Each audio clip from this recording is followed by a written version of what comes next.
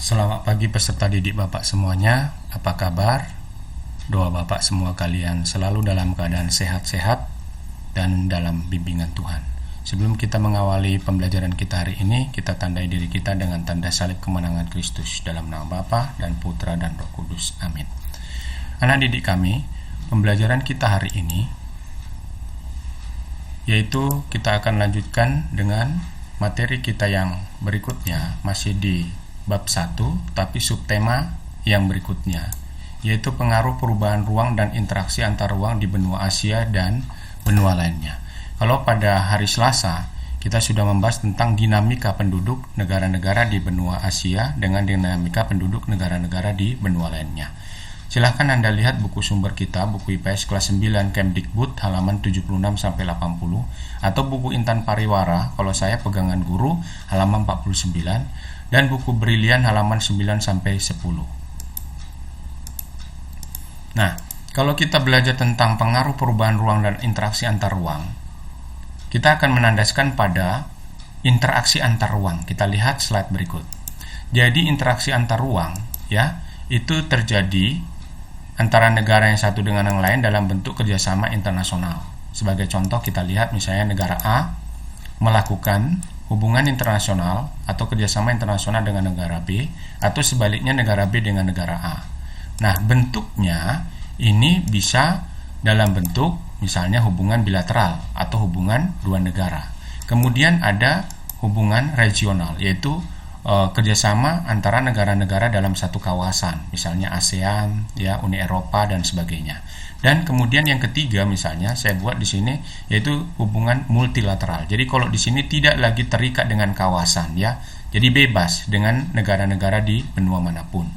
Nah, bidang-bidang dalam kerjasama internasional itu ada dalam bidang ekonomi, dalam bidang politik, ya, dalam bidang sosial, dalam bidang budaya, dan dalam bidang-bidang lainnya. Nah, kemudian kita lihat lagi anak didik kami, saat ini interaksi antar negara di Asia dan interaksi antar negara di Asia dengan negara lain terjadi juga dalam berbagai lembaga internasional, misalnya ASEAN, ya. Kemudian interaksi antar ruang antar benua Asia dan benua lainnya itu, misalnya kita lihat sekarang antara Tiongkok dengan Uni Eropa. Kemudian kita lihat ada APEC, ya, Asia Pacific Economic Community. Kemudian ada G20, ya, G30, dan masih banyak lagi kerjasama internasional itu. Nah, kemudian sekarang coba kita lihat anak didik kami.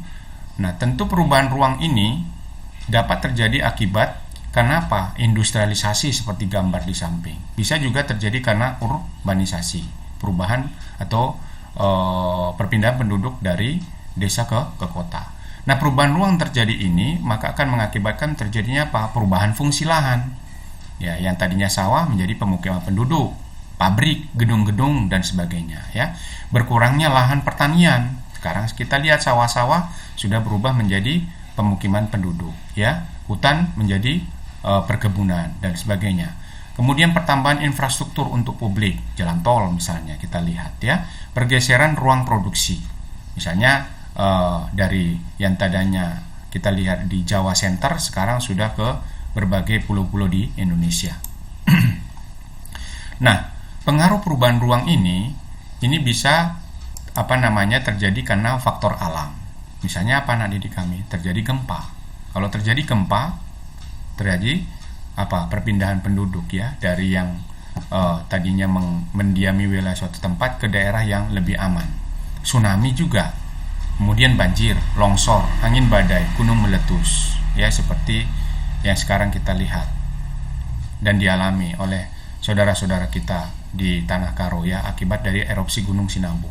Ada faktor manusia, penggunaan lahan tidak seimbang, penebangan hutan ilegal, kebakaran hutan, eksploitasi sumber daya alam, pembuangan sampah sembarangan, limbah tidak diolah.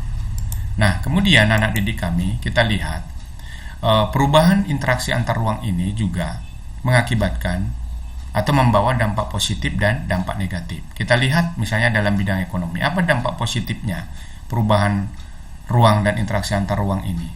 Ya, bisa meningkatkan produksi barang dan jasa di suatu negara karena negara lain membutuhkan barang dan jasa tersebut. Nah, terjadi banyak pabrik-pabrik dibangun, ya. Nah, ini adalah merupakan dampak positif di sini. Dampak negatifnya juga apa? Ada dampak negatifnya. Nah, misalnya ini kita lihat anak didik kami. Suatu perusahaan dapat memindahkan pabrik ke negara lain, akibatnya negara kehilangan pemasukan dari pajak. Ya. Dan mungkin banyak pengaruh-pengaruh lain juga, ya. Daya beli tidak ada daripada tenaga kerja karena terjadi pengangguran misalnya. Ya. Tindakan-tindakan kriminal. Tapi itu bukan ini kita melihat dari sisi ekonominya. Nah, kemudian yang berikutnya kita lihat kerjasama dalam bidang sosial budaya. Apa pengaruh positifnya? Terbukanya lowongan pekerjaan akibat bertambahnya perusahaan dan pabrik. Tapi juga ada dampak negatifnya. Kita lihat di sini, dampak negatif dalam bidang sosial budaya. Bertambahnya penduduk perkotaan berakibat pada kepadatan penduduk sehingga menimbulkan masalah-masalah sosial baru. Nah, ini gambar daripada dampak negatif. Nah, kemudian kita lihat dampak positif dalam bidang pendidikan. Apa itu? Bertumbuhnya jumlah dan jenis sekolah untuk memenuhi kebutuhan pekerja yang terampil. Nah, ini ada didik kami, ya. Ini dampak positif. Kita lihat dulu dampak negatifnya. Ada dampak negatifnya juga. Misalnya apa? Kita lihat di sini, yaitu pendidikan yang baik cenderung makin mahal sehingga belum tentu semua orang dapat mendapatkannya. Ini. Dan silahkan anak didik kami bisa digali lagi, ya, bebas, apa dampak positif, dampak negatif kerjasama dalam berbagai bidang itu. Jadi tidak terpaku pada yang sudah Bapak buat di sini, ya. Ini.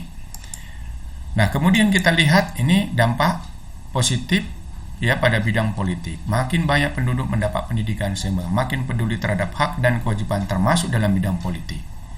Dampak negatifnya apa dalam bidang politik? Suatu negara dapat mencampuri urusan negara lain, terutama apabila negara tersebut memberikan pinjaman maupun bantuan teknologi ke negara lain. Nah, itu dampak negatifnya dalam bidang politik.